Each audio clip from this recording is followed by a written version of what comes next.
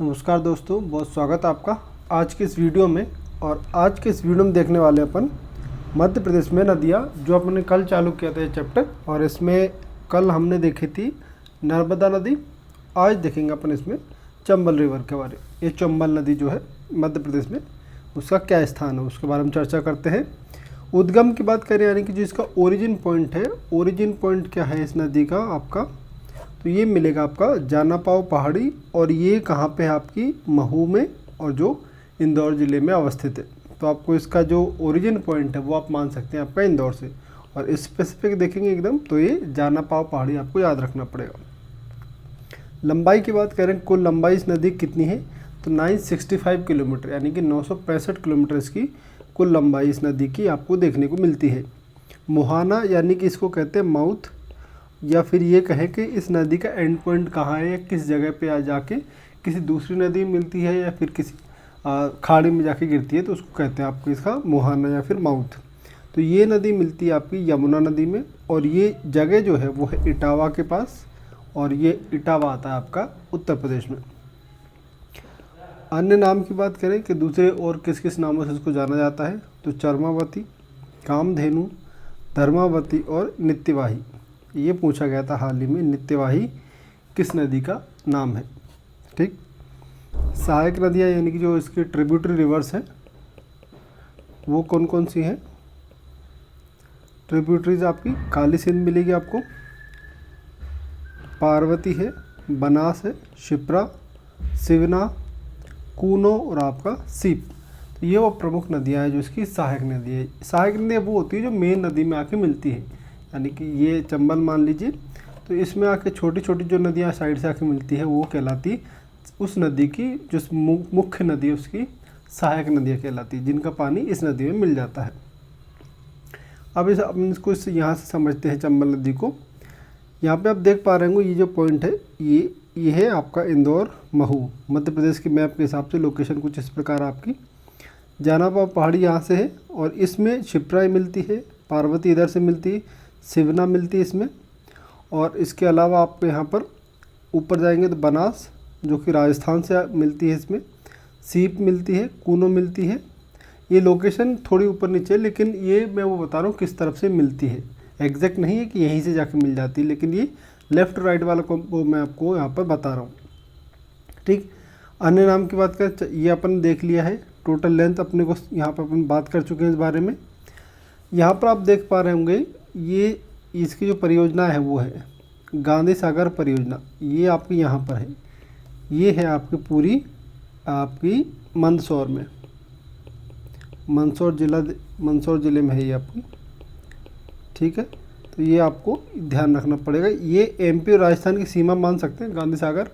और उसके अलावा जो दो बनती हैं आपकी, राणा प्रताप सागर परियोजना ये, और दूसरी आपकी जवाहर परियोजना, ये दोनों ये मिलेंगी आपको राजस्थान में मतलब पूरी तरीके से। और ये जो है आपकी गांधी सागर, ये आप कह सकते हैं कि बाउंड्री पे है, एमपी और राजस्थान की सीमा पर ये अवस्थित है। ठीक है, यहाँ तक बात समझ में आई। अब देखते हैं इसमें जो वाटरफॉल हैं। चूलिया है जो कोटा राजस्थान में है, पाताल पानी इंदौर में है, शीतला माता ये भी इंदौर में है, और जहाड़ी दहा ये भी इंदौर की सीमा में आता है। बीहड़ का निर्माण करती है ये नदी। और ये सबसे ज़्यादा प्रभावित ज़िले जो कौन से हैं इसमें, तो वो हैं आपके श्योपुर, मुरैना और भिंड।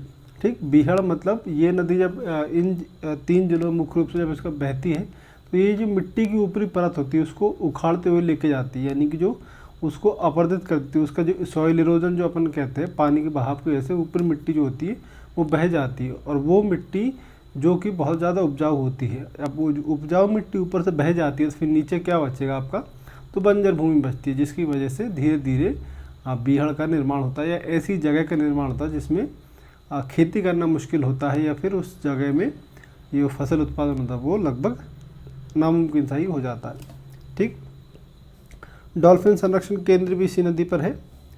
और यहाँ पर आप देख पा रहे होंगे एक पॉइंट, देवरी घड़ियाल केंद्र, ये मुरैना में है, और इसमें घड़ियाल संरक्षण किया जाता है, जो मगरमच्छ की ही एक प्रजाति होती है घड़ियाल, आपने देखे होंगे। तो ये पॉइंट याद रखना आपको, देवरी घड़ियाल केंद्र। एक रामेश्वर त्रिवेणी संगम बनता है इस नदी पर, जिसमें बनास, सीप और चंबल, इन तीनों नदियों का संगम कहलाता है आपका रामेश्वर त्रिवेणी संगम। और ये कहाँ पड़ता है आपका, ये पड़ता है आपको राजस्थान में। ठीक, ये अपन अभी बात की अब नलिका प्रबंधन की 3 जिले हैं जो मुख्य रूप से प्रभावित होते हैं। बांध या परियोजनाओं की अपन बात कर चुके हैं। गांधी सागर है मंदसौर में, राणा प्रताप सागर ये चित्तौड़गढ़ में मिलेगा और जवाहर सागर आपको कोटा में मिलेगा, ये कोटा है आपका।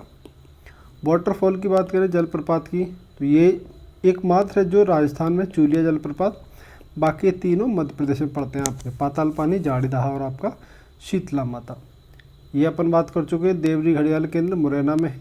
यहाँ पर एक पॉइंट आपके लिए ये है, बटागुर, कटहवा और चित्रा इंडिका, चित्रा इंडिका ये 3 वो प्रजातियां हैं कछुओं की जो इस नदी में जिनको संरक्षित किया गया है।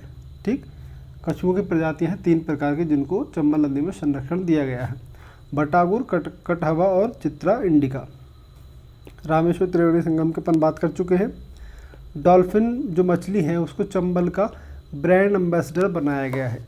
ठीक, तो ये अपने को याद रखना है।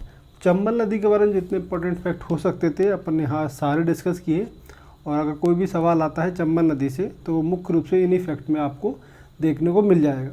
ठीक, तो इस वीडियो को इतना ही रखते हैं। अगले वीडियो में मिलेंगे एक नई नदी के साथ, मध्य प्रदेश की एक और दूसरी नदी, उसको देखेंगे, उसके बारे में चर्चा करेंगे। और इस वीडियो से रिलेटेड जो भी आपकी क्वेरीज हो, कमेंट्स हो, वो आप कमेंट बॉक्स में कर सकते हैं। मिलते हैं अगले वीडियो में, तब तक अपना ध्यान रखिएगा। धन्यवाद।